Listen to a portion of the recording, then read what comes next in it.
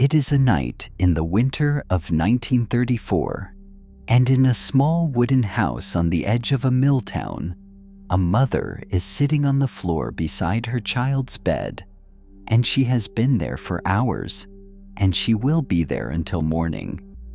The little girl is burning with fever. Her breathing has gone fast and shallow, and the one thing that might help, the doctor who lives on the far side of town, costs money this family does not have and cannot get. So the mother does the only thing she can do.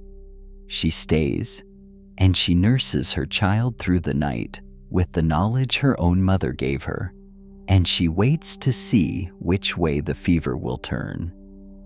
This was one of the hardest things about the Great Depression, and it is one we almost never talk about. When you had no money, you also had no doctor. They didn't have much, but they knew how to make it last. To understand that mother on the floor, you have to understand what a doctor meant in those years. There was no health insurance for ordinary working families. There was no program to pay the bill if you could not. A visit from the doctor cost real money, $1 or $2, sometimes more. And in the depths of the Depression, $1 or $2 might be a family's food for days. So, when someone fell ill, the first question in a poor household was not what is wrong. It was, can we possibly afford to find out? And far more often than we would like to believe, the answer was no. Families did the arithmetic of sickness at the bedside, weighing a child's fever against the rent, and no parent should ever have to do that arithmetic. But in those years, millions did. So the home became the hospital, and the mother became the nurse, because there was no one else. The knowledge she used was old, passed down from her mother and her grandmother, a whole body of home care that every woman was expected to carry. She knew to keep a fever patient warm, and then to cool them when the fever climbed too high. She knew to force a little liquid between cracked lips, spoonful by spoonful, through the long hours. She knew the smell of a chest that was filling, and she knew, with a cold drop in her stomach, what it meant. This was not quaint folk wisdom. It was the front line of a family's survival, and a mother's steady hands in the dark were often all that stood between a child and the worst. And she reached for the remedies of her time, the ones that filled every poor household's shelf, because they cost little, and they were all she had. There was the mustard plaster, a paste spread on a cloth and laid on the chest to draw the congestion and warm the lungs. There was the pot of water set to steam so the sick child could breathe something moist and loosen the tightness in the chest. There were the syrups and the teas, the onion and the honey, the old standbys handed down through generations. Some of it truly helped. Some of it did nothing at all but let a frightened mother feel she was fighting. And the terrible truth, the one underneath this whole story, is that against the real killers, much of it was not enough. Now, before this story goes on, I want you to answer something honestly, because it is the heart of what these families faced. If your child were seriously ill tonight, and there was simply no money for a doctor, none, and no way to get any, would you know what to do? Could you nurse a sick child through a dangerous night with only what was in your own home and what was in your own head? Write yes or no in the comments right now before you read another word. Be honest with yourself. Then keep going, because what these families were up against was far more dangerous than most of us have ever had to imagine. Because here is what that mother was truly fighting in the dark. In the 1930s, the medicines we now take for granted did not yet exist for ordinary people. The antibiotics that today would clear an infection in days were not yet in a country doctor's bag. So the illnesses that we now shrug off were, in those years, the things that took children. Pneumonia could take a child in a week. An infected cut could turn deadly.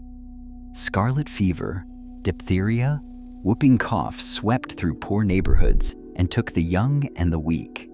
And a family under quarantine could only close the door, hang the warning card, and pray. The mother on the floor was not being overly fearful. She was sitting up with a danger that was very real, and that she had very little power to stop. And when the illness was more than home care could hold, families faced a choice that no one should face. Some doctors, good and generous people, would come to a poor home and treat a child and never send a bill they knew could not be paid, or take a few eggs or a day's labor in place of money. Communities looked after their own where they could, but that kindness could not always be found in time, and it could not always be found at all. So there were families who waited too long because they were afraid of the cost, and by the time they found help, or the help found them, it was too late. That is the part of these years that the warm and fond memories leave out entirely. And it is the part we owe it to those families not to look away from. So what happened to the little girl burning with fever on that winter night in 1934? The honest answer is that it went both ways in those years, in house after house across the country.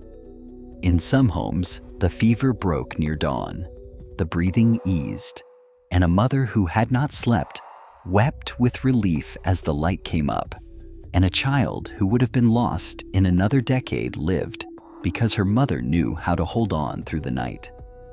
And in other homes, on other nights, it did not break, and a family learned the deepest grief there is, made worse by the quiet, unspoken fear that a little money, a doctor reached in time, might have changed everything.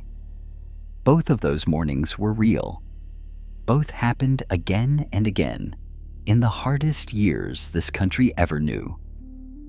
That is the weight behind a simple fact we say too lightly, that people back then just took care of things at home. They did, because they had no choice, and there was real skill and real courage in it. A generation of mothers became nurses and pharmacists and doctors of a kind, out of nothing but necessity and the knowledge their own mothers had handed them. But we should never mistake that necessity for a better, simpler time. Behind every remedy on the shelf and every mother on the floor was a family gambling with a child's life because the alternative cost money they did not have. The skill was real, so was the fear, and so was the loss. Think back to what you answered a few minutes ago. Whether you said yes or no, the truth is that almost none of us will ever be tested the way those families were tested, night after night, through the 1930s. They kept watch over their sick with steady hands and old remedies and enormous courage, and they saved the ones they could save, and they carried the ones they could not for the rest of their lives. It was not simpler. It was not sweeter. It was the hardest thing a parent can do, done without the help every parent should have. They were the hard years. They didn't have much, but they knew how to make it last. And that's worth remembering. If your family carried a story like this, a night someone was nursed through, or lost, when there was no money for a doctor, tell me in the comments. These stories deserve to be remembered. Subscribe and turn on notifications, because every week we go back inside the hardest years America ever faced and the quiet courage of the people who lived through them.